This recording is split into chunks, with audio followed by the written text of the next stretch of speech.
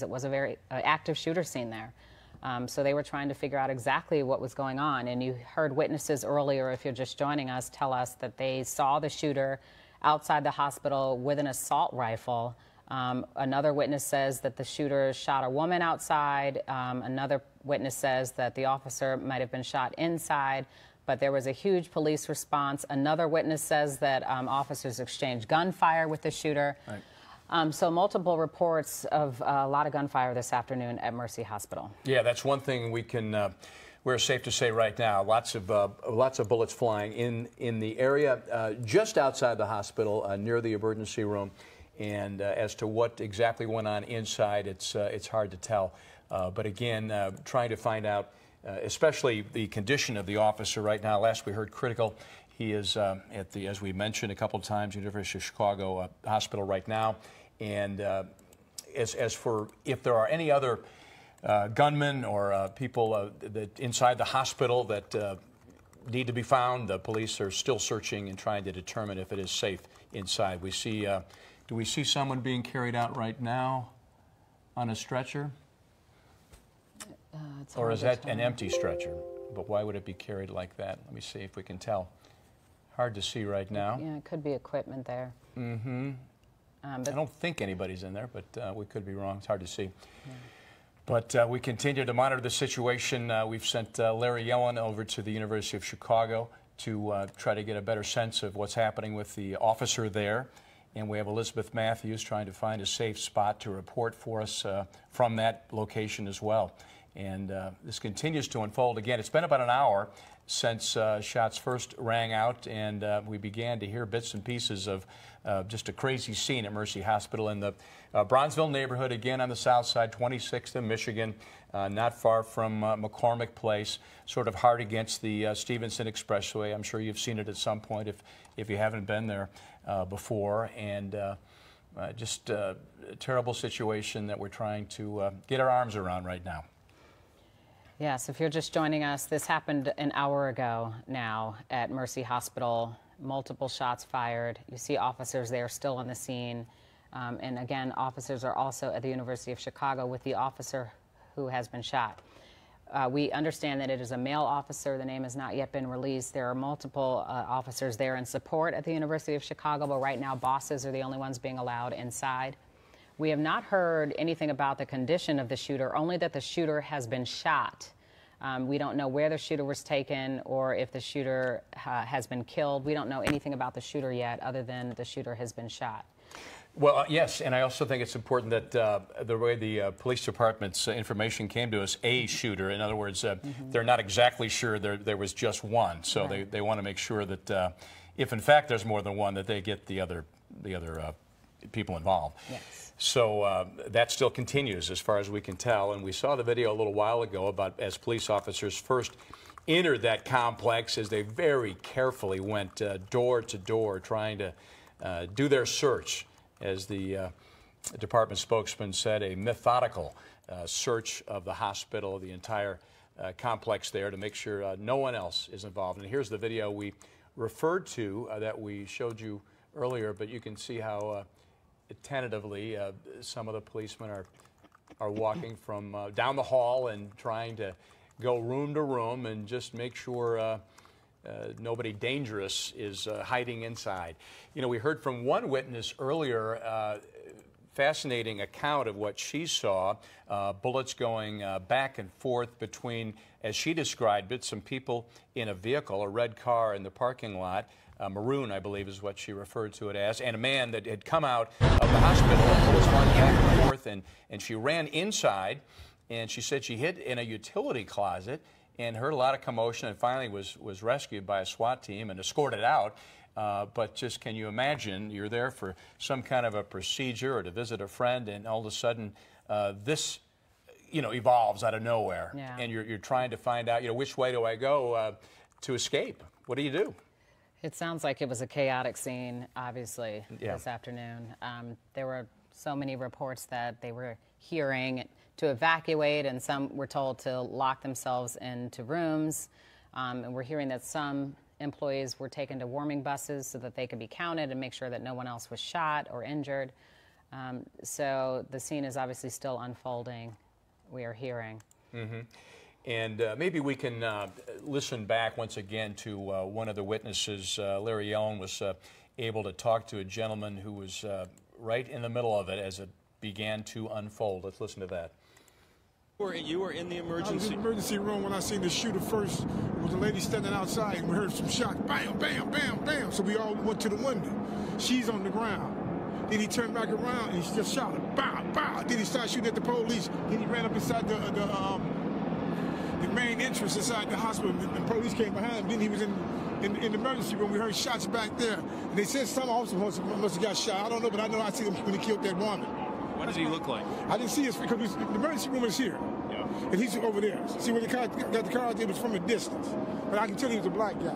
He was a black guy. Black guy. What kind of a weapon did he have? First he had a revolver, not a revolver, automatic.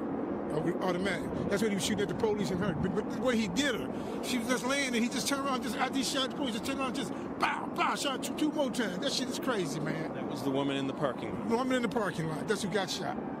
Then they said the officers got shot in the emergency room. I didn't see that one, but that's what they said. So we heard a lot of more shots inside the emergency room and going upstairs. The officers kept telling us to stay down, stay down, stay down, stay down in the emergency room. That's crazy, man. She was standing right there. I guess she was leaving, coming home from work, or on her way to work. He just ambushed her. An employee of the hospital? Yes, yes. It's sad. It's just sad. How do you know it was an employee? Because she had on all them green scrubs and stuff. So she had to be an employee at the hospital. He shot her and then he stood over her and continued to shoot? She shot a couple more times. Yeah. That's just sad. Anybody in the emergency room get hurt? No, not. Did he get inside the hospital? Yeah, he's inside. He was inside. That's why they got us all out. He's inside the hospital. We heard gunshots inside the hospital. Yeah. All right, again, this is the witness that you were just hearing who was in the emergency room. You know, what we don't know is whether the gunman knew that woman who was leaving work. And so it sounds like the gunman just walked up to her and started shooting, and there was a huge police response almost immediately. And so another witness tells us that shooter exchanged gunfire with police who responded, which may have been when the officer was shot. But that was about an hour ago here at Mercy Hospital. We are live here. Interesting to note that last witness who saw again. Just know that we'll be here again tomorrow. much of the initial a little bit of a break and we'll shooting be back. Talked about the woman wearing hospital garb and figured she was another bigger kind of walkthrough. At least that's how I'm viewing it. As to whether just to give you a bit more of a sense. Connected in some way. First day in here, so I kind of sat down and tried to talk to a few people. It sounds like a get you all the way around. And today we did go all the way around. Let's just do it again. Let's just do it again. I'm going to start at the beginning, take you to all these different points again. And then I'm probably going to take you down to get some water or something. But we're here, so you know, if anything happens, we will be here. We'll do our best to be here. Just tremendous presence on the scene even now, trying to just determine if there's any other danger that remains at this point for anyone. It's hard to know right now. All right, again, this is Mercy Hospital at 26th and Michigan. About an hour ago, multiple people shot. We're hearing a woman was shot outside, an officer shot. It is a male officer. We're hearing the officer is in critical condition and was taken to the University of Chicago. So we are not getting a lot of information, just that there were multiple people shot there at the hospital. Right. And the officer again at U of C right now with the mayor and the police superintendent trying to coordinate efforts from police headquarters, as we understand it right now. And Larry Yellen is heading to the University of Chicago Hospital now.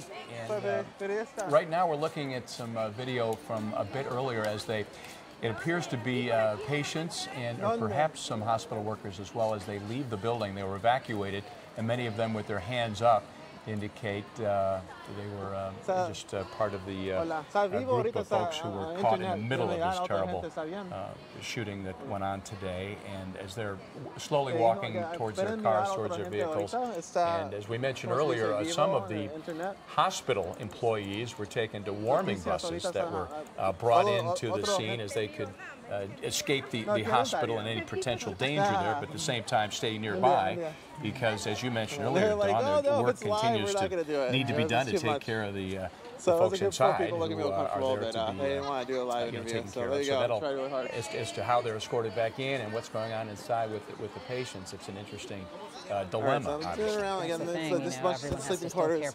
I assume they're all getting different names, and people are making up stuff as that's where they live. That she like just their left homes. At 1 o'clock. Like you go home and so you think about there, what may like have happened while you were there. You know, she just left the emergency room just minutes. Trying to get someplace well, to actually about make a permanent say home 2 hours outside. before this happened. Right now, that's where they're at. So this is again at Mercy Hospital where the work still continues. Some people do have to return to work. It was weird. There was like Okay.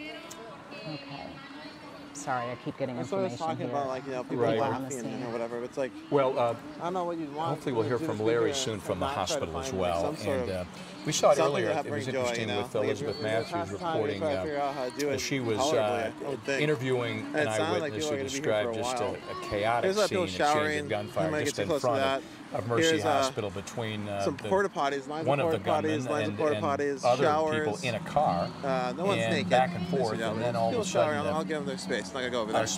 Here's where people are being walked through what they might expect.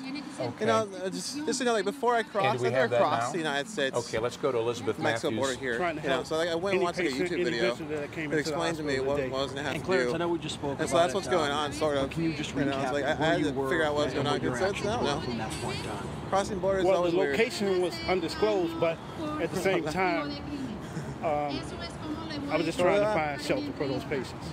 So you were watching those patients. You heard the code silver. Yes, of course. Walk me through that. What does that mean? It's we're an active shooter. And what is your training in that situation? Kind of what do you do from that? I'm not security, right. But I do wear a tag, and it has all the codes on it, which all employees should have. So if you follow this one tag, everything should be all right. So I'm cold. I'm sorry. What's the first thing you did when you heard that, though? I took the patients to safety. That's the best thing to do. You know, I couldn't leave them because they were, disabled. It was just tough.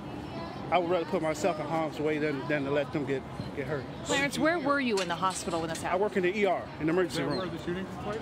I have no idea, sir. Did you hear shots? No. Did you hear shots? Yes, I heard shots. How many? It's hard to say. What was the ER like at that time? Oh, chaos. Chaos. Chaos. You ever seen a zebra get loose in the zoo? That's what it was like. But you were more concerned about your patients. That's correct. Than yourself. That's correct. How many patients did you try to get out yourself? I had 4 with me. 4. And what happened to them? Where'd they go? Wheelchair. One was in a wheelchair, and I got him out. Came back and got the other guy, put him in a car. Patient, I don't even know this patient name. He let me put that other patient in his car, and then the other guy. He came out. Police got everybody else to safety. So what's the hospital told you? What are you supposed to do? You're supposed to wait this out until you go back in? I have no idea. While you were doing all that, what were you thinking? That's good though. I mean, I'm just pointing it out. There is a guy. You got the little art wall. Yeah, over there, close again. Had you guys trained for this kind of scenario inside the hospital? Tell us if you got that. Well, we have techniques and stuff that we go over. Everybody should be smart enough. We've seen it across the world. The many shootings that's happening. So they're going to ask you the question it's over really and over again different ways to see if you're this, lying. So it's important to tell the truth. Situations the truth. Have you had drills? Have you had active shooter drills? Repeat that again? Have you had active shooter drills? I haven't been a part of nothing like that. Maybe security have, but it's just natural instinct kicked in today. That's it. That's all. God intervened. We was able to get everybody out safe, and that's about all I had to say. All right. I'm cold. I'm gonna go meet my wife. One more time, because we're live on ABC7 right now. Take us from the beginning, your account of what you experienced, where you were when the shots began. I was in the ER. We was told that something happened terrible outside, and our first goal was to start getting patients out of the rooms. And I grabbed who I could, took them to safety, and locked them in. And that's when I just heard, the noise from behind the doors and everything. You locked people in. To describe the effort to try to just protect people. I mean, it was a scary situation to bring them out because CPD was doing their job, and you don't know if the active shooter was down the hall or not. And but you had to put the blinders on and just keep moving forward. And that's what I did. And where is the ER in relation to where those gunshots were fired? I don't know where the shots were fired, so I don't know. All I heard was noise.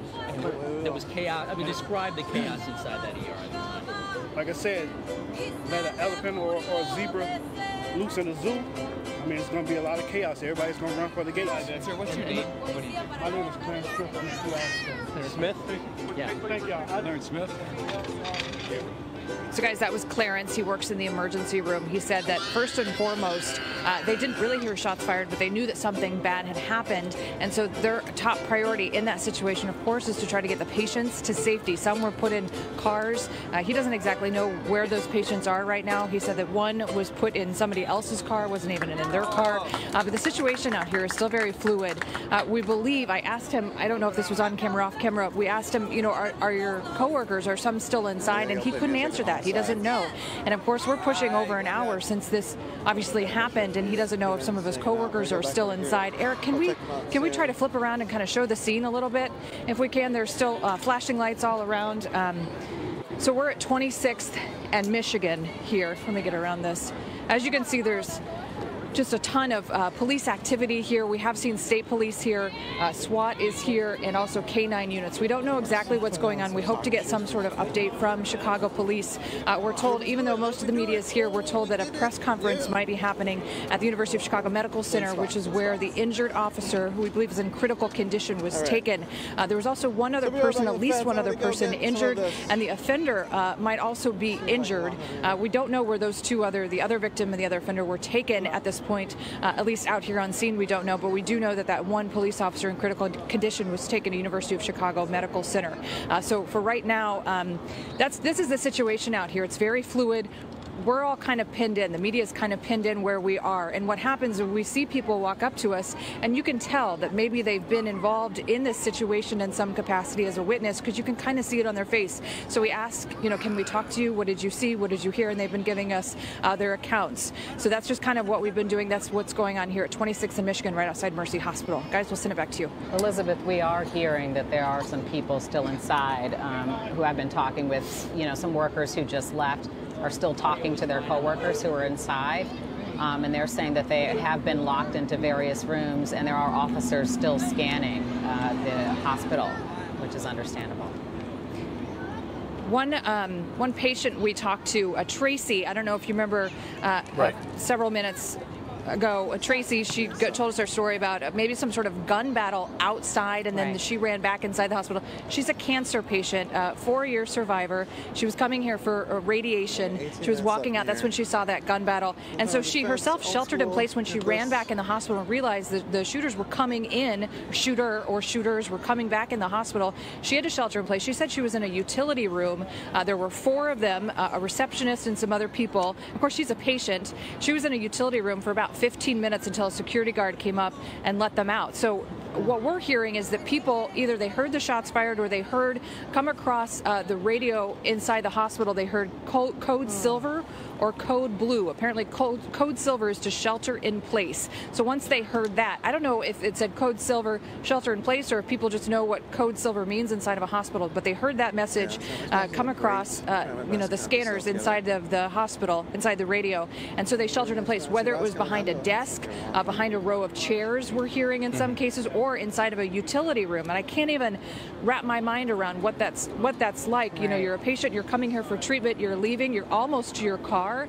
And in this case, Tracy, she, you know, saw the shots fired. She didn't get a good look at the offender or the offenders. She says that there were 2 people shooting at each other from different cars, and that's when a police car pulled up and then had to kind of back off. We were hearing reports that maybe a Chicago police patrol car had been shot at. We don't know if that is the officer that was wounded or if that was just another patrol car that was shot at. So I believe that's probably that situation that Tracy had witnessed for us, and then she ran back inside the hospital and realized that a shooter or shooters were kind of coming back in the hospital, and that's when she took shelter in that utility closet. So it's just what a chaotic scene here this afternoon. And I thought the gentleman you just talked to, Clarence, do I have that right? Really described the chaos and the fear so well, captured it. Just the unknown, what's going on here. But his first thoughts were to protect those patients, and he said he took care of 4 different patients and got them to safety. And 4 different patients. His primary concern, and God bless him for that. Elizabeth Matthews on the scene for us. Yeah, Elizabeth, are you seeing? And what do you do in that situation? Yeah, what do you do? Yeah, exactly. I mean, we asked him, have you had an active shooter drill? And he said no, maybe security has. So it's not like they train. We have schools that go through stuff like this, and a lot of businesses, they go through exactly what you would do. The shooter comes in the door, this is what you do. And he kind of said, no, we haven't. Maybe security has, and I'm sure security probably has at most hospitals, including Mercy. But, what do you do? I mean, he was putting people in cars. He didn't. I don't even know if he knew what cars he was putting them in. Just getting them out of the hospital, and not knowing, if the shooter is still around or what the situation is. Are you behind you? I see a bus. Are those the warming buses that they're putting people on? We hear that some employees have been taken out of the hospital. It's hard to tell what that is. It looks like a bus behind you, but have been taken out of the hospital. That's a fire truck. That's a fire truck. Yeah. So when we first pulled up, maybe about an hour ago or so, we did see a whole string of CTA buses. You can only guess that that's what those buses were there for. I didn't see anybody actually getting in those buses, but when we did pull up, I saw doctors in their jackets and their coats, nurses in their scrubs, all that type of thing, and patients with blankets around them, just kind of walking down the sidewalk, not knowing where to go. Maybe they weren't exactly set in that direction of those CTA buses, but in these situations, that is one of the things that the city does. Police get on the scanner and say, hey, we need some place to put these people because they're evacuating the building. Where else are they going to go? It's very cold. It's 30 degrees outside. You can't, just like Clarence, remember we just interviewed Clarence, he was shivering. He needed to get a coat on, so you can only imagine the hundreds of people that are inside with the staff and the doctors and the nurses and the receptionists and the patients. Where are they going to go when they come out of here? So just looking down the street, which is looking north on Michigan, I do see two buses. It's very hard to see. You probably wouldn't be able to see it from our vantage point through a camera, but that's a fire truck that you see behind us. And then just a whole litany of police and SWAT and state police and K-9 units, and it's still a very active scene out here. Well, Elizabeth, thank you. Check in with us when you get new information. We understand that we have someone on the phone who can give us some insight into the security scene there. Can you tell us? Yes. Hi. This Mike? Mr. Verdon? Mr. Verdon? Yes. Okay. Thank you. This is Mike Verdon. We understand that you have done security there at Mercy Hospital. So can you give us some insight into what all of these codes are that we're hearing were called when the scene started? Yes, I've done previous work at Mercy Hospital and also some other hospitals in the Chicago area as well across the country. Yeah, they have a number of different security codes. Like the most, egregious code would be Code Silver, which is when you have an active shooter. Okay. There's also codes like Code Pink for an infant abduction and a bunch of other codes that the hospital staff is very familiar with, so they can react based on a specific color code. So, Mike, what is your assessment of Mercy Hospital and the security system that is in place there? I can't go to the specifics due to a non-disclosure, but I can tell you that when I do work in the healthcare environment, I look at a number of different things. I look at four major things, one being access control, how people can come and go from the hospital. The dynamic that's challenging with healthcare is the number of visitors that are there on a daily basis, meaning that most of the people, maybe not most, but like half the people there are not familiar with the layout. Right. They're not familiar with the evacuation routes. If they had to leave the hospital, they're not familiar with a safe space if there was an armed intruder. So that's one thing. I look at the access control. I look at the technical capabilities, meaning if there is an emergency, is there a camera system? Is there a notification system such as a public address or email, text, to get the word out if there is some type of emergency? I also look at the physical attributes of the building and property to determine, can they be protected in a shelter-in-place or a lockdown scenario? And the fourth thing I look at, which is the biggest thing, is the policies and procedures. Specifically, is there an active shooter plan? Is there an emergency management plan? Is there a security plan? And if they do have one, is it current? Is it a best practice level? And unfortunately, these types of real-world situations kind of teach us where we are when it comes to security and safety. So what do you think might have happened here? Obviously, you weren't there today. It sounds like it was a very chaotic scene when this happened. So what do you think may have happened? Yeah, based on my experience and also my institutional knowledge with healthcare, Probably the most challenging location at a hospital is the emergency room, because it can be very chaotic. You could be bringing in a gunshot victim. You could be bringing in a gang member. Then you have other people visiting the victim.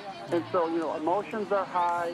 I can tell you statistically, most criminal activity, most like shooting scenarios like this, for the most part, will happen at the emergency department area. Right. And Mike, can you tell us if this particular location, Mercy Hospital, if you had any knowledge of their security plan for an active shooting situation, if they were prepared for that or not, just generally speaking, do you know? No, I don't know, because it's been several years since I've done work there. Okay. But regardless, what's really important, this pertains to a hospital, it pertains to a business, a school. That plan needs to be continuously reviewed, updated, modified, and tested. We use the term living, breathing document, meaning it's never really done. You're always constantly trying to make sure that it's as effective as possible. For example, just by attrition alone, when you have a I'm Lorenzo, I'm changeover your in staff, host. Well, this is for Unicorn school, Riot. you We've have a been live now changeover for, I in think, student maybe over an body, hour. right? Maybe So more. When we that first got here, there was a document, Department of and Homeland those plans are Security never done. helicopter hovering near the park on the other side. This fence Life here is a in border. America From my understanding, you can see these new planks on top of it. Mike, those are all brand new. Michael Vernon, we're here in security this camp expert. that was Thank set you up very for the much for caravans. taking some People are time coming in the and joining thousands us to this this afternoon area. on a very tough, I guess they're around tough day 10 here to in Chicago. We 13,000. appreciate I've it. heard of the numbers. Right now, there's about 2 to 3 here. Okay. I showed you what this Dawn, camp I looks just like. looked I don't at know a you've been here in the Chicago United Tribune States, post, or and wherever one you're of the at, wherever in reporters the world talked you're to a at. gentleman named News is global, and the internet is accessible. who worked at the hospital in the environmental But this is what it services looks like when you see a area, live and he feed. And we do mentioned a slow that he pan, took you can cover decide with for yourself. others in a break Let's room press. across from the ER when this all started to evolve, and it had a lock on it, and so they felt confident they could be okay in there. There's a bunch The of people fire here. department crew, Again, this is sort of like the big was wide open nearby, spot. and More while than in the likely, if break people room, keep being fluxed in, I according assume to they'll get covered in this tents. Eric That's sort of what Horton, happens. they People could take hear space someone where firing they can sit gunshots down and lay down right and rest. outside in the hallway. If you look back, 8 or 9 of them. we interviewed some people, He said, and his and quote was, the we had camp to in duck. Minneapolis is a lot was a big going through my mind, native making home wall to see forgotten my natives wife camp is and what it's my called. kids. A few hundred people are there now. When we were there, there wasn't that many people, but we talked to somebody who was houseless or homeless. So again, we want to say it, describing and the they total just talking about how a chaos tent at least gave them a place to that lay existed down there at the hospital. and have a place to call home. All right, That's sort of, some place where they have a wall can you or some repeat sort of that? privacy, anything so they can decompress, think about what's been going on in their lives. Dr. Mike And Fagel I is assume on a the lot of line. that He probably is happening teaches here as Homeland people are Security at having what little IIT. space they can. You're not too far from here, obviously. Yesterday we talked to some people, so it was a 36-day so journey can you tell us to get what the here. scene is, first of all, Now near May you? 37 for them. Again, there's I am multiple groups, actually multiple off people, campus, so I am from not at different the countries, downtown different location, backgrounds, but a I whole do teach at a variety of downtown human beings. location. But Right I do here, follow all this ages, regularly. all genders, I teach assume. active shooter preparedness, hospitals, schools nationwide. So based on what you can see, what do you think of the scene here right now? It's been at like this now 26th for a and couple Michigan? It hours. sounds like it was chaotic this afternoon, obviously. Strange thing was just that Department of Homeland Security officer on the and we U.S. always side, tell people they should react, flying the helicopter follow the there. orders of law enforcement. And one thing I noticed is you looked at some of the video, you saw people walking out with cameras or cell phones in their hands. And I'm a former police officer, and we always tell people, we want your fingers over your head, your fingers spread, because just picture someone with a device in their hand over their head and the sun catching it or light catching it. That may be mistaken as a deadly weapon. So we always tell people, please, please, please, do not reach for anything. Show us your fingers, keep your hands visible, and follow directions. As one person said, it was almost like an escapee at a zoo. I can only imagine the ER. I'm a former paramedic. I recall what our ERs were on Saturday nights. I can only imagine at 3:15 on Monday afternoon of a holiday week how busy the ER must have been. But you revert to training, and people must understand that sadly this happens almost every single day. In these situations, do they go over with the staff what all the codes are repeatedly? Because we kept hearing the code silver and the code blue. Absolutely. Yeah. So code silver, you know, every hospital is different, but I know code blue is a fatal event. Code blue, you know, cardiac arrest. But a code silver in some hospitals may mean an active shooter or lockdown. You know, schools do the same thing. Right. The codes have got to be understood by not only patients, staff, and visitors alike, and what to do, how to react to it. What would you do in your office building, in your TV studio if someone came in? You know, this has happened. How do you react to it? You've got to be prepared to find a place to, as Homeland Security says, run, hide, fight. Fight if you have to. Run away from the noise. Don't run towards the noise. You know, our police officers are very capable people who are rushing towards the attacker to neutralize the event. It's not like it was in Columbine. It's a totally different concept today. Right. And, Mike, I think it's fair to say, too, and we don't know how extensive the training was at Mercy and what sort of preparation the staffers there had, but even in the best-case scenarios, when you are prepared, when you do practice, when everybody is up to speed, there's a certain level of chaos that is bound to develop in a scenario like we saw today, right? Absolutely, and that's why we tell people, you know, you fight like you train. We want you to have muscle memory what to do. Don't peer out when you hear the gunshots. Take cover. Understand your roles. But you heard many heroic people today talk about how they cared for patients that were in their care, custody, and control in the ER. They did not abandon them. They moved them to safety. You know, the worst-case scenario in a hospital or a school is where people are, you know, expecting us as staff to do everything we can, and we will.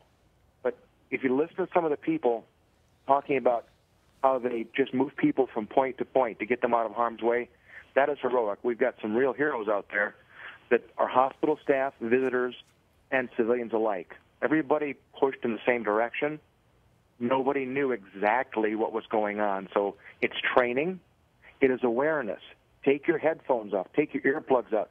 Put your phone down and be aware of your situation. Sadly, everybody's tucked into their cell phone. They've got their earbuds in. They don't know what's going on. Be aware of your surroundings. That is absolutely critical for your survival. Well, thank you for that information. We understand that it has been very chaotic there. We don't yet know all of the training that they go through there at Mercy Hospital, but we do know that it sounds like a lot of people were very aware of those codes. Thank you so much for calling in, Dr. Fagel. I hope I said that right. Yes, Dr. Fay, you're very welcome. Okay, take care. Be safe. Thank you. And I think he was right on to mention the fact that we have been witness to some heroes and heard from them this afternoon already, folks who were putting their own lives perhaps on the line to care for others. And that's needs to be said, and those folks doing their jobs today as best they can in a situation where nobody really knew what was going on. And again, no matter what kind of training you have, as this kind of an event develops, you can only imagine the fear and the, it's craziness that goes on, and you don't know which way to turn or where you're going to be safe, and you just try to do the best you can and respond accordingly, and no one knows for sure if they're going the right direction or not. That's right. Again, just to recap, this was an active shooter situation at Mercy Hospital. We understand that officers are still scanning the hospital just to make sure there are no additional injuries. And obviously no additional shooter, but we heard earlier from the chief communications officer with Chicago Police that the shooter was shot. We don't know the condition of the shooter. We also heard that a woman was shot multiple times outside of the hospital there at Mercy. We're also hearing that there was an officer shot, and that officer has been taken to the University of Chicago. Some other officers on the scene who tried to go there and support were told to stand outside. Just the bosses there were allowed inside, and the chief communications officer, it's just said that there would be a media briefing at the University of Chicago at 57th and Maryland shortly, where they're going to give us an update on that officer. All we know right now is that it was a male officer that was shot today and taken to the University of Chicago's emergency room. Shot here either outside or inside the hospital at Mercy Hospital. We can't forget the woman who witnesses say was shot outside multiple times. We have not yet heard her condition, but we hear it is also not good. So if you're just joining us here as we approach 5 o'clock, There was an active shooter situation at Mercy Hospital this afternoon at about 3:15, 3:20. There was a gunman with what witnesses are calling an assault rifle outside of the hospital there in the parking lot, who shot a woman a couple times and then turned around and shot her again outside of the emergency room door at Mercy Hospital. And then, according to witnesses, went inside the hospital and continued to shoot. Some people who were sheltering in place in locked rooms heard multiple shots in the hallways.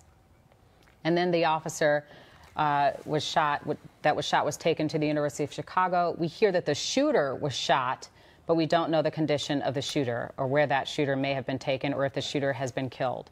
But again, it's still an active scene outside of Mercy Hospital there on 26th and Michigan. And we will have a media briefing in just a little while. We've been informed as well. But right now, we have team coverage for you at the top of the hour. Let's get back right now to Elizabeth Matthews on the scene at Mercy Hospital. Elizabeth. Corey and Don, you can see behind me the lights are flashing out here. It is 5 o'clock. You said 3:15 roughly is when this happened, and you can tell behind me it's still a very active situation. Good news is Mercy Hospital has tweeted this out. They say, quote, a shooting took place at Mercy Hospital and Medical Center this afternoon. The shooting at Mercy Hospital is over. Chicago Police Department have secured the hospital and patients are safe. That's the best news that we've heard all day. But as you mentioned, there are multiple people that were wounded here, including a Chicago police officer in critical condition taken to University of Chicago Medical Center. We hope to learn more about that officer's condition during a press conference. My colleague Larry Ellen will be there and will bring us that live, hopefully during this hour. I know that Chicago police were working on getting everyone corralled down at the hospital, making sure we're all there to be able to have that press briefing. We also know that we believe a woman, according to eyewitness accounts, was injured. We also believe that the offender was wounded. We do not know where the offender was taken, what hospital they were taken to, what condition they're in. We also don't know how that woman, if it is a woman, according to witness accounts, what condition she is in. But again, a very fluid situation. We have state police on scene. We obviously have Chicago police on scene. SWAT's been on scene, and also some K-9 units. We've heard from several witnesses, very harrowing accounts of what's going on. This is Clarence that I'm gonna toss to. Clarence actually works here in the emergency room, and his first priority was getting patients out during this whole chaotic scene. Seen a zebra get loose in the zoo. That's what it was like. But you were more concerned about your patients. That's correct. Than yourself. That's correct. How many patients did you try to get out yourself? I had 4 with me. 4. And what happened to them? Where'd they go? Wheelchair. One was in a wheelchair, and I got him out, came back and got the other guy, put him in a car.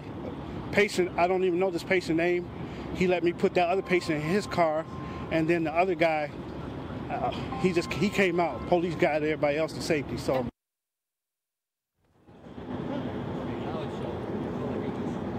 So that was Clarence. He works inside of the emergency room. He said he has 4 patients. He was putting them in cars. He put one patient in a car, and then he kind of put another patient in the same car. In that situation, it's hard to know what to do, what's safe. I will mention that when we first arrived here on scene, which was about 3:30 or so, we pulled up. You get as close as you can in these situations, and then police moved us back. And we went to what we thought was a secure location, and we got moved back again because at the time, around 3:30, 3:45, they didn't know what they were dealing with. Maybe they didn't know what the situation was, so it was very fluid out here for a long time. When we first pulled up, we saw a lot of doctors and nurses also walking out of the hospital trying to evacuate, some with blankets kind of around their shoulders. It's 30 degrees outside. It's not exactly warm, so Chicago did bring in some CTA buses as warming centers. I'm trying to get another witness to talk to us too. Sir, can we talk to you? We're trying to get another witness to talk to us. We don't know if he saw the shots or heard the shots, but we're trying to interview another witness here. Hopefully he's ready soon to talk to us. So again, it's still a very active situation out here. It's been an hour, 45 minutes since this originally happened. We've heard multiple accounts from different eyewitnesses as to what they saw. One woman we talked to, it made it seem like it was kind of a gun battle outside of the hospital, and then she obviously got scared, ran back in the hospital, and then the shooter or shooters actually followed her back inside of the hospital.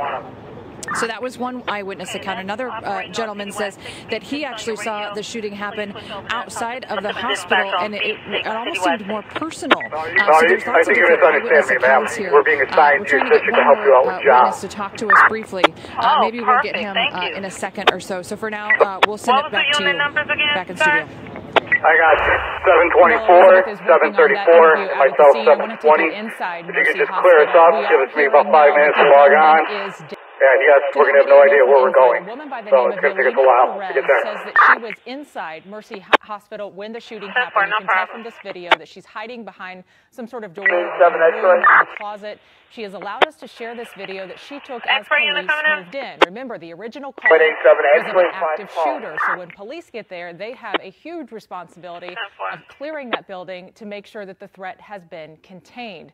We aren't exactly sure where in the hospital this video was taken. You can imagine police were probably moving throughout quite a bit of the hospital, but there is a sign outside of one of the rooms I could read that identified it as a blood bank. You can see in Yelena's video, in this particular hallway, there are about a dozen police officers, all with their guns drawn, moving in formation like they do as if they're clearing that building to make sure that it was secure. It was on lockdown for several hours, but we do know now that the offender was taken down. We are getting reports that that offender is dead, and the hospital, as Elizabeth reported, has been, the lockdown has been lifted and it is secure. Right now, let's go back out to that scene at Mercy Hospital and Larry Yellen. I'm Larry Yellen. We're at the University of Chicago Medical Center, the emergency room behind me. They are setting up for a press conference. We are hearing it will be in 30 to 45 minutes at the earliest with Police Superintendent Eddie Johnson. It's an odd mix here. On the one hand, you have people who are here for emergency service, a room filled with people waiting to see patients or others. On the other hand, you have a huge police presence outside. We now have police confirmation for the first time, we believe, of just who's been wounded in this case, at least what the situations are with respect to their conditions. One Chicago police officer, we're told, is in critical condition. 2 other people who were at the hospital also in critical condition, and the gunman is dead. Once again, 3 people in critical condition, one of them a Chicago police officer. This is coming from the Chicago Police Department. Let's go now to an eyewitness or an ear witness who was in the emergency room when the shooting took place. You were in the emergency? I was in the emergency room when I seen the shooter first. There was a lady standing outside, and we heard some shots. Bam, bam, bam, bam. So we all went to the window. She's on the ground. Then he turned back around, and he just shot her. Then he started shooting at the police. He ran inside the 5899. The main entrance inside the police came behind him. Then he was in the emergency room. We heard shots back there. And they said some officer must have got shot. I don't know, but I know I see him when he killed that woman. I didn't see his because the emergency room is here. And he's over there. See where the car... That was around 3:45 or so outside the hospital. Once again, 3 people in critical condition, one of them a Chicago police officer, and a 4th individual, the gunman, according to Chicago police, has died. We are at the University of Chicago Medical Center at 57th and Maryland, waiting for about 45 minutes now. We expect to hear from Police Superintendent Eddie Johnson. We'll bring that press conference to you live. Corey and Dawn, back to you in the studio. All right, Elizabeth Matthews, you have an update. Elizabeth. Guys, this is the eyewitness we were trying to get earlier. His name is Dennis. He was actually right where we are now, right? 26th and Michigan. He had nothing to do with the hospital. You said that you were coming home, trying to get a sandwich. You're going to go back to work, correct? That is correct, yes. And this was right after 3. Just kind of walk me through what happened. As you said, I was on the bus. As we were pulling up to the bus stop, we saw cops right outside Mercy, and somebody made a comment that they had their guns drawn. So I started recording, and literally as I go to step onto the sidewalk from the bus, I hear pop, pop, pop, pop, and I hear the shots, gunfire, about 6 shots. I drop my groceries and tell everybody, the man behind me, let's seek cover. And as we tried to hide behind whatever we could, to get garbage can, we heard 6 more shots. At that point, it was really kind of frantic. Where are they coming from? What was going on? And there wasn't much place to get safety right here. After a couple minutes, a van pulled up, and so I said, let's hide behind the van. So we ducked behind the van, and I just held my phone out and recorded what I could. Just like another person, just another person driving a van just pulled up. Just pulled up. I mean, there was... The police officer was trying to stop traffic, and nobody knew what was going on. I mean, one time another bus driver was turning, and he was yelling from his driver's seat because somebody was trying to pull in the Mercy. And he's telling me, hey, man, don't pull in there, don't pull in there. I mean, it was chaos. Could Did you tell the shooting was, did you think it was at your building, which we're kind of standing in front of? Did you think it was at the hospital? Did you know where the shots were coming from? I didn't know. So at first I saw the officers in the street at 26. I didn't know if it was Mercy or if it was my building, which is right across the street, or the church, or what it was. But when I heard the shots and I saw the officers start to converge on Mercy, I knew something was going on there. Yeah. And can you describe how fast police responded? Was it like a flood of officers? It absolutely was. It was law enforcement, state police, like 5 feet in front of me, black SUVs, undercovers, would just stop, jump out of their vehicles, go in the back, grab their rifles or guns, and just head right for the hospital. I mean, I've never seen so many law enforcement to converge on one location so quickly. So many so that they were blocking all the streets, and they were running past me with their guns, going into the hospital area. And then people were coming out from the hospital, helping each other over the fences to seek shelter and safety. And were they running? Were they in a single file line? Many people were running on the corner. Individuals who couldn't seem to get over the fence, so people were trying to help, and I wasn't sure if I should run over and help or just stay where I was, so I just stayed put. And this was everyone inside the hospital, doctors, nurses, patients, this was everyone, right? It was everyone. I saw doctors were coming right past me, individuals running past me. I couldn't tell really if they were coming directly from Mercy, but there's not much else around here, so I only assume that that's where they were all coming from. And then when you kind of started to learn that it was an active shooter situation and that a couple people were shot, including a police officer, now looking back on all this, you were right here. You witnessed kind of the first shots, it sounds like. Yes, I believe I did, and it was frightening, and you never think it'd be so close to your home. I mean, it's across the street from where I live, and it's unbelievable. I can only assume what was going on inside there. The one individual had a police scanner, and he was telling me that somebody went in with an assault rifle and started shooting, and a woman was killed. And I could just only imagine what these people were going through in there. And then were you just standing outside, kind of watching all this happen? Did you go back in your house? Were you frightened? What were you doing? I was definitely frightened. I wasn't sure what to do. It did appear after about 45 minutes that the situation was under control, so to speak, I guess, and I saw some individuals now starting to walk back and forth.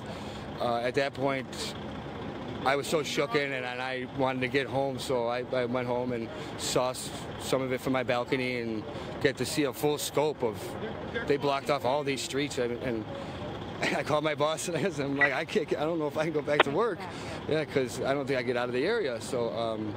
Yeah, and then after I watched some of the video I had captured, because I was just trying to hide and hold on my phone, I saw and heard some of the shots, and I thought I maybe should share this with some people. It came down. And again, how many shots did you hear at first?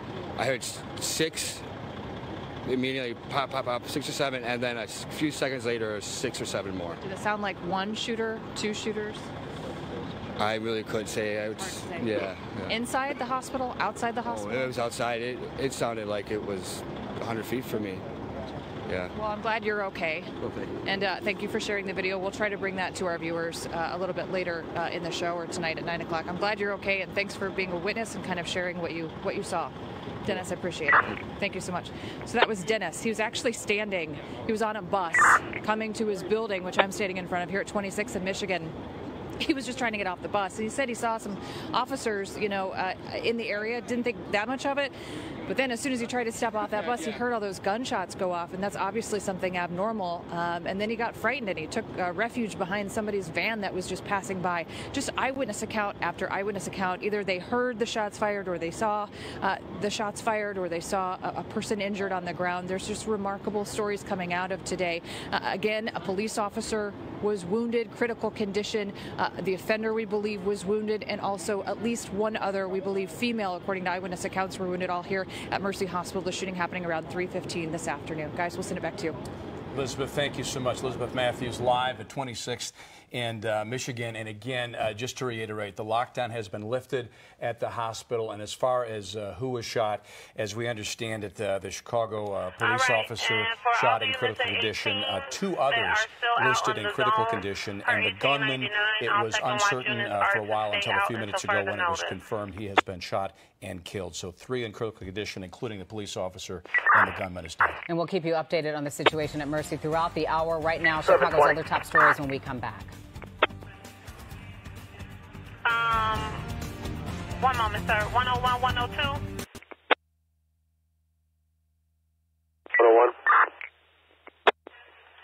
Okay, can you switch over to Bank Boy 6 to give them that information? Everybody is on Citywide 6.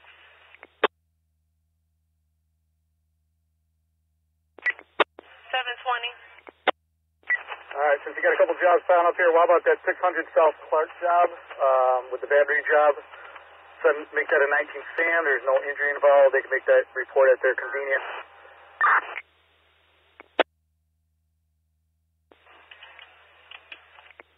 Disturbance of 399 South LaSalle. I'll take care of that in a minute.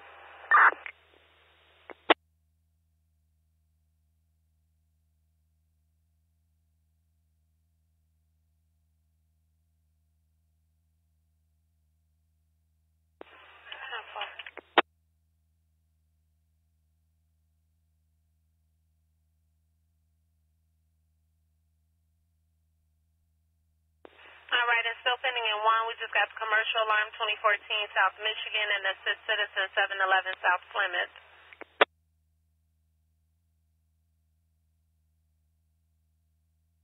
Pending in 18, got assault in progress, North Avenue and Clybourne, EMS 250 East Pearson, assault in progress 1442 North Ogden, holding offender 835 North Michigan, holding offender 424 West Division, person down, Hubbard and Orleans. Commercial alarm 455 West North, disturbance 947 West Fullerton, Auto PD Wells and Division, disturbance 126 East Chestnut, disturbance State and Superior, disturbance 322 West Goethe, Auto PD 1 and 1909 North Howell, another at Lakeshore and Schiller, Citizen Sedgwick and Division, all pending in 18. 101. 101. What information do they need?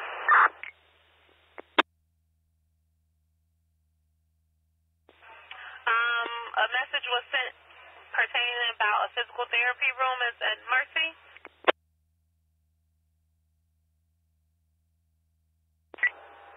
Yeah, 99. Okay, so can you switch over to Bank Boy 6 and let them know, because everybody's on Citywide 6. 999. 1886 David. 1886 David. You said disturbance 26 East Chestnut? 10-4. What's going there?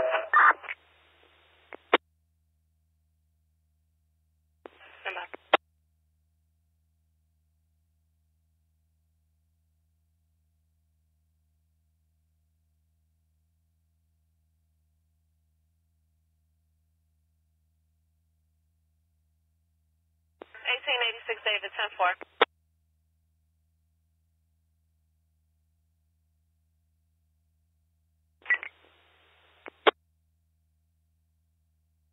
Outside of those police units, dozens more police officers, rather somber scene. They surround the emergency room of the University of Chicago Medical Center emergency department, level 1 trauma center, cut out for something like this. As we know and have been able to report, the shooter is dead in this incident. The gunman did make it inside the hospital. We will get details on just what happened. Once again, we are waiting for an update on the conditions here of the 3 people who were shot, all of them in critical condition.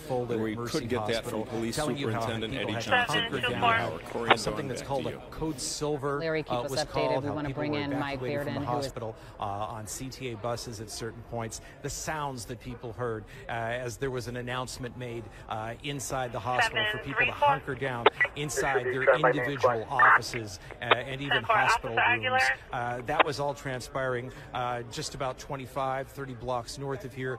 Here at this location, numbers of police officers, detectives, those in charge of the police department began rushing here. Unfortunately, we have seen repeated sometimes here in Chicago whenever we hear the report that an officer is down. As we've been able to report today, we know that a number of shots were fired outside and inside Mercy Hospital. At one particular point, a number of officers began to approach the shooter, a man who we understand was wearing some sort of black T-shirt or black shirt, and then that shooter, that gunman, began to fire as well back at those officers, and that's led us to the situation where we are right now, where an officer was taken here in critical condition. We have the police superintendent headed here not only to console those on the police department, but also to help the rest of Chicago know exactly what happened here, to assess the police response, and to sort of fill in the blanks, connect the dots about exactly what unfolded at Mercy Hospital. Once again,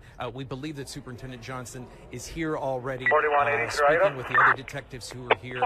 Numerous police officers, numerous police units are here at the University of Chicago Medical Center, and we expect to get an update from Police Superintendent Johnson sometime within the next 30 minutes. We'll bring you that information as soon as we have it. Until then, reporting live from the University of Chicago Medical Center, I'm Vince Girasoli, CBS 2 News. Yeah, we're here with directing traffic. We'll go check it out. Okay, 734, you can take away, Bob. And it was 4381 Ida that's taking it? 4183 Ida, again, that's 2410 South Michigan, correct? Vince is channel 1. 2410 South Michigan, that's 10-4. Okay, 734, I got another one for you. 1, 2, 3, 4, 5. 34, 5, 4, 3, 2, 1. 1, 2, 3, 4, 5. 5, 4, 3, 2, 1. 400 South Financial Place. Says female request CPD and yelling at someone, then hung up. 5, 4, 3, 2, 1. 1, 2, 3, 4, 5.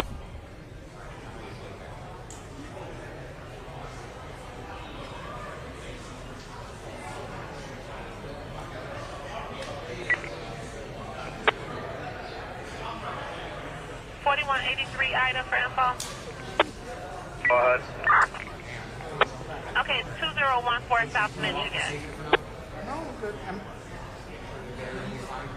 Yeah, that's a little bit out of my way. We're on bikes.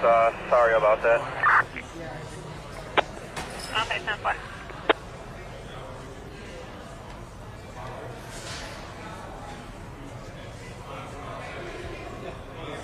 And 724. 724. All right, take that commercial on 2014 South Michigan. Testing 1, 2, 3, 4, 5. 5, 4, 3, 2, 1. Testing. I think it should be able to just, I think we should be able just to let it sit right here if you're comfortable with it right there. Yeah? He's coming in. I know he's not up now. Oh, okay. Well, we'll give you 1886 Frank. Just on that interrupt. 1886 Frank. Hey, yeah, we're here with the offender whenever a paper guard clears up, so they can transport back to 18. We're in the backlog. There's no paper card. Okay.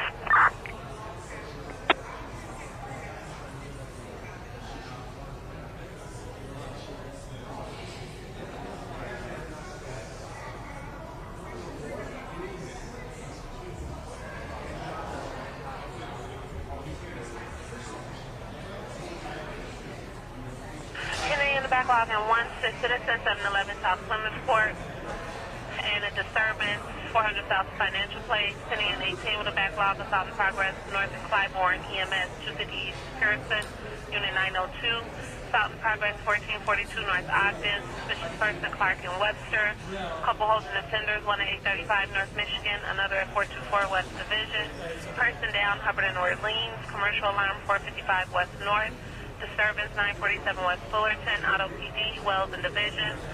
Some more disturbances, one at State and Superior, another at 322 West Bertha. Auto PD is one at 1909 North Howell, another at Lakeshore and Schiller. Reckless driver at Dearborn and Burton Place. And Auto PD 1010 West Dickens, all pending at 18 with a backlog. Yeah. Steve, a little bit. Yeah.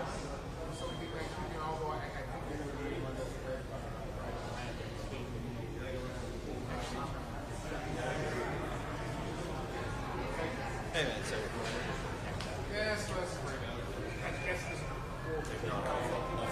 there somebody going to be watching this live from the newsroom?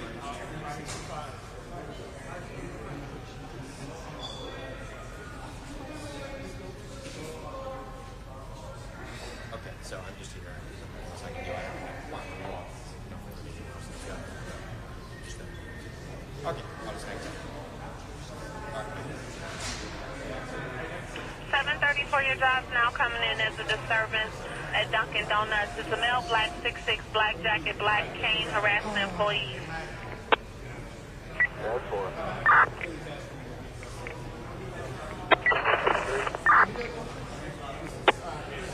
It's at 1833? 1853. Yeah, that's the first. It's going to be a nice full AR.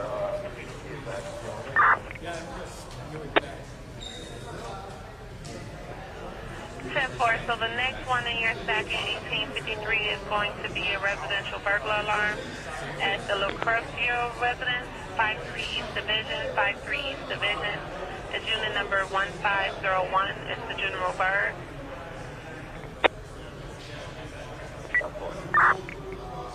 .4312 Charlie, 19 boy.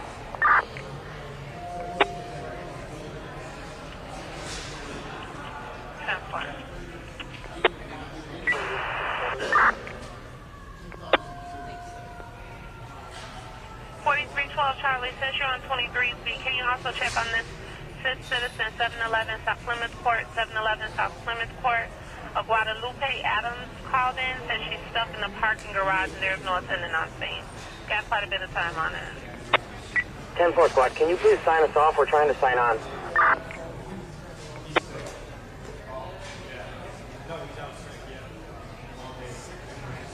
Ten-4. 3312, ready. Can you please sign us off? 2 squads, so we can sign back on. 10-4.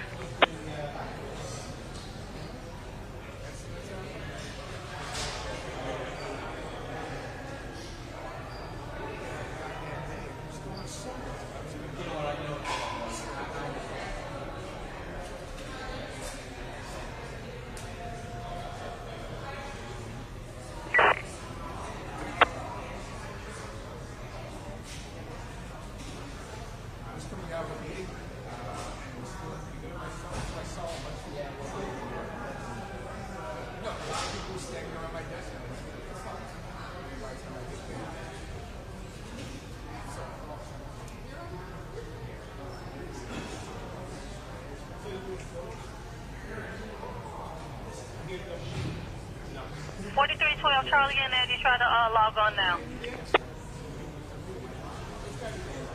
Yeah, we got it, Spot. Appreciate it. Thank you. All right. 312, Eddie, we're saying that. Can you send over that job again? 10-4.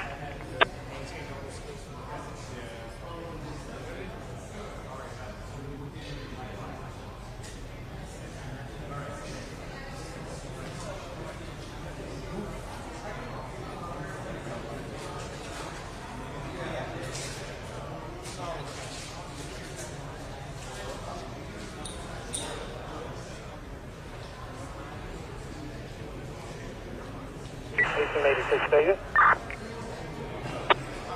1886 David. Code out that job, bring. 1821.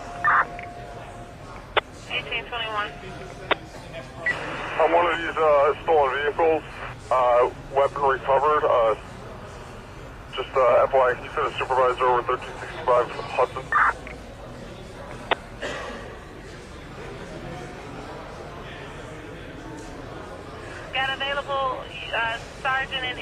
go to 1365 North Hudson for 1821.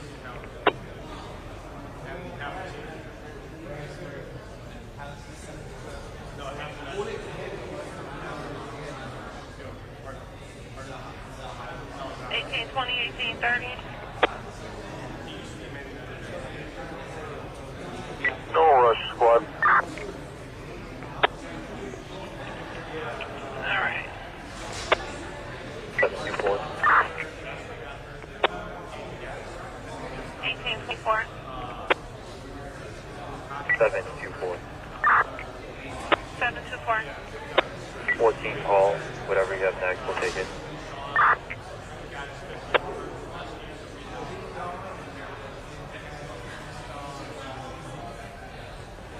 Okay, got a disturbance, 236 South State, 236 South State. Homeless female, black, pink jacket, black pants, refusing to leave subway. 10-4. 4312 Charlie, you got back. 4312 Charlie, repeat. You have a call back for 711 South Plymouth.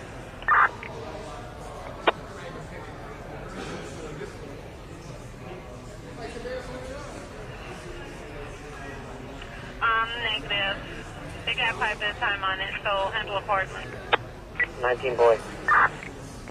10-4. 86 Henry.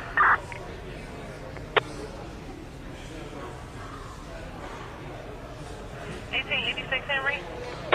Do you have anything pending at 730 North State?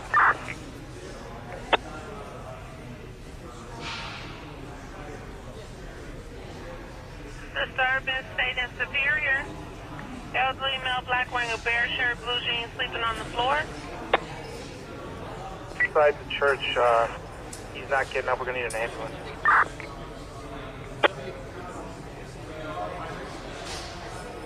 And what's a good address for over there? Check in, sorry. 731 North State. All right, 10-4.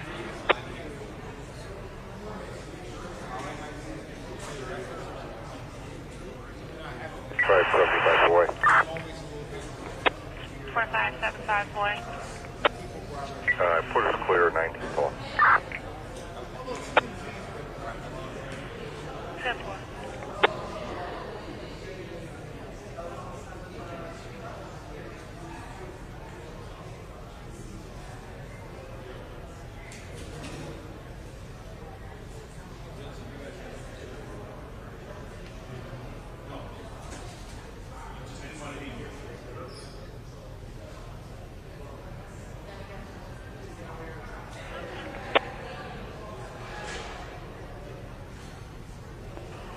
And do we have any foot units for the holding offender on Michigan Avenue, 835 North Michigan? 1886 boy, we can go up there. 10-4.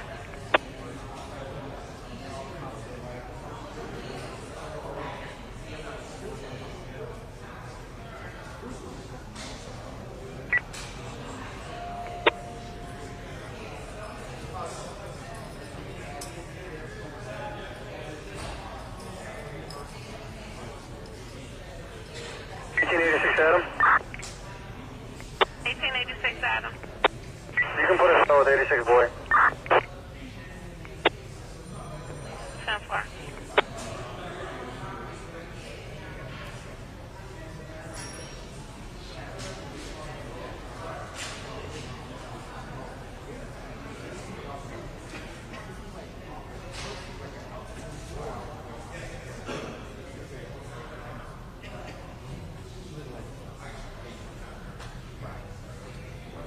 Five, 4, 3, 2, 1.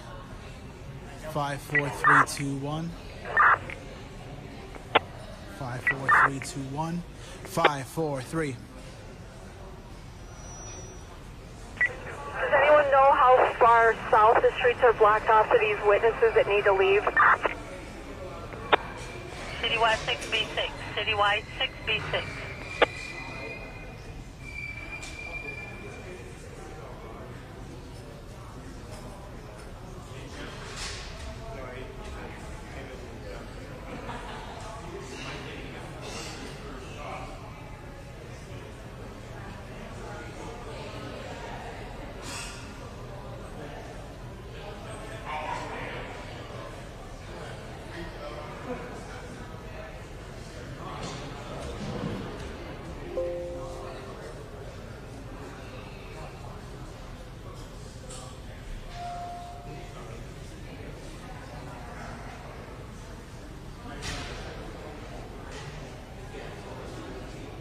Kaça girdik?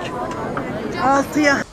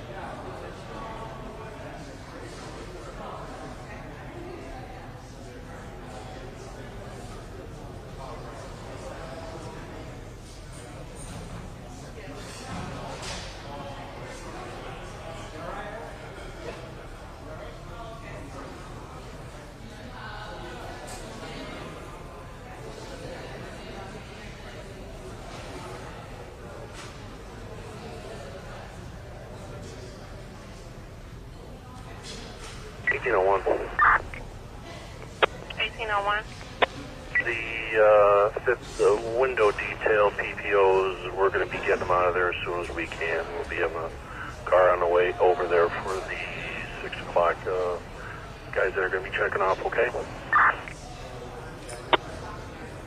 10-4.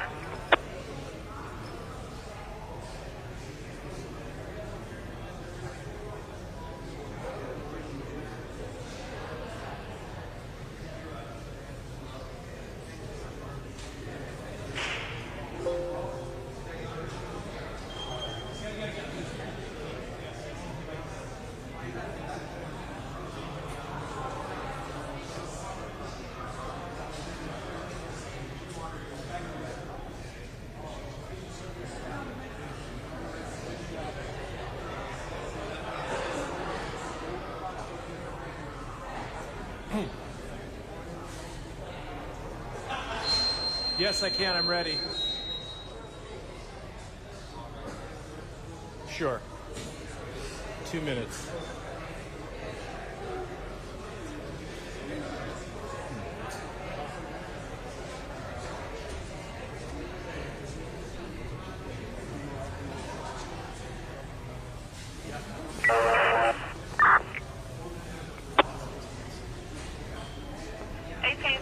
Charlie, Francois.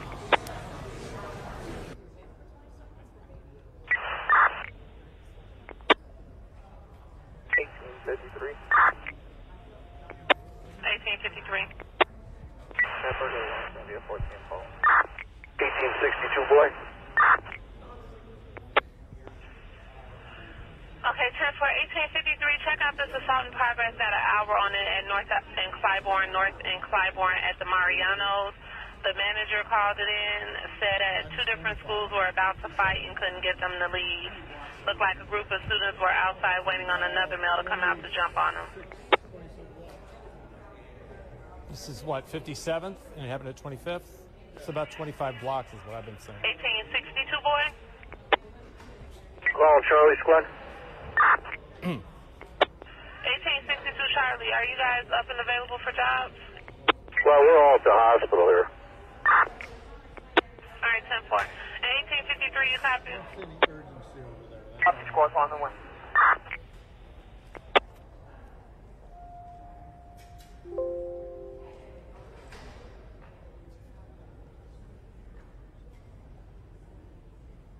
Hey, George. 1887, George. 187, George. 187, George. 1 pawn, 70 West Madison.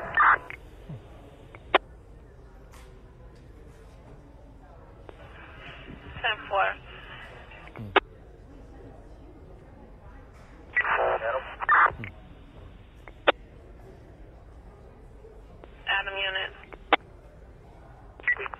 1886, Adam. 1886, Adam. Stand by. What's the lead for this Macy's? You're coming in pretty low. What's going on? Who's the paper car for the theft at the Macy's store on the water tower?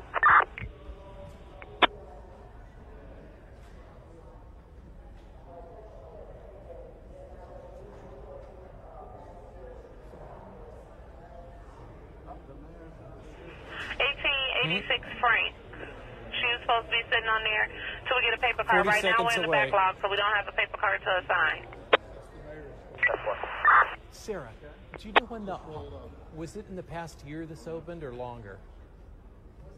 Was it in the past year or longer that the ED opened up here? No, it's been within a year. Within a year. 1811.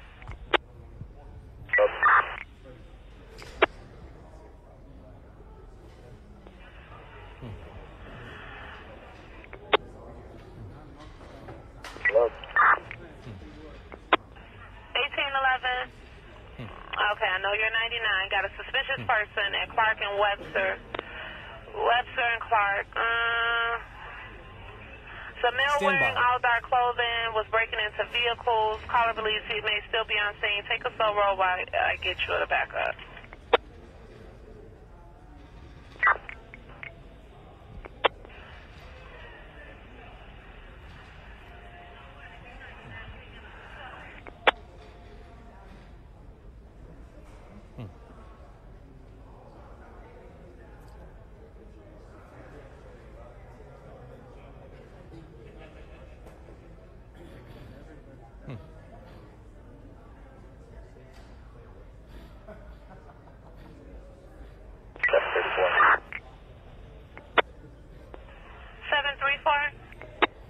You got anything else for us, Club?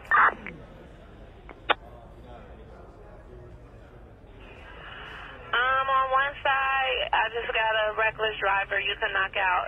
Washington and Whacker in Washington, a small silver car. Adam 254-609 is dangerously Eric and Rob, what we've been hearing is that Superintendent Eddie Johnson from the Chicago Police Department is here on site, but we've also seen representatives from the mayor's office, leading us to believe that perhaps also Mayor Rahm Emanuel will be speaking. Where we are here tonight, we are just across from the emergency department at the University of Chicago Medical Center, where we understand one of the critically wounded victims was taken. And, you know, a lot of our viewers might be wondering, if this all unfolded at a hospital, why did the patients, the critically wounded patients, need to be transported elsewhere? And that's because level 1 trauma care is needed in situations like this. A level 1 trauma center like Northwestern University or like the University of Chicago Medical Center, they have surgeons on staff 24 hours. They have neurosurgeons. They have orthopedic surgeons. They have full care that they can give to trauma victims that are experiencing quite serious trauma at that time. And it doesn't just go for the doctors. That also goes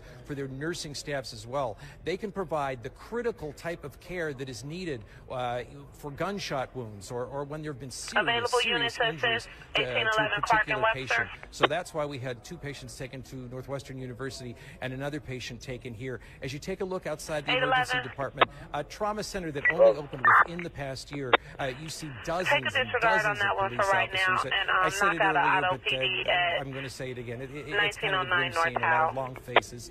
You can understand that when one of their colleagues has been hurt in the line of duty. Dozens of police units here as well, detective units. There are several streets that are closed here in this area.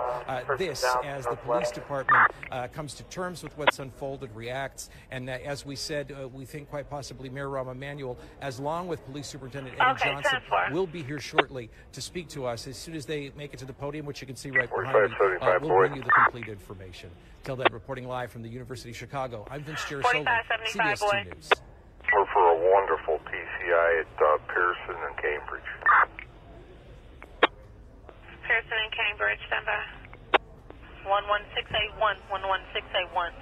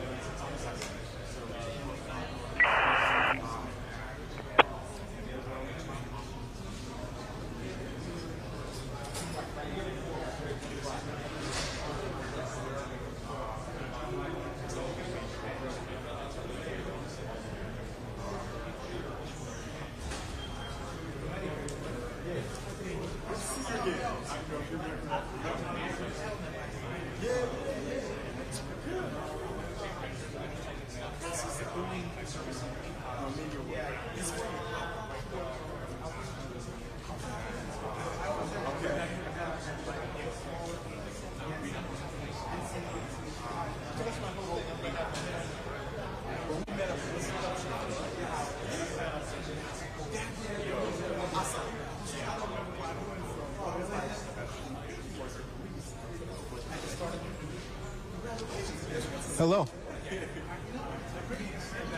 Hello? Can you still hear me? Okay. 1863. 185 3 squad. Is there a callback?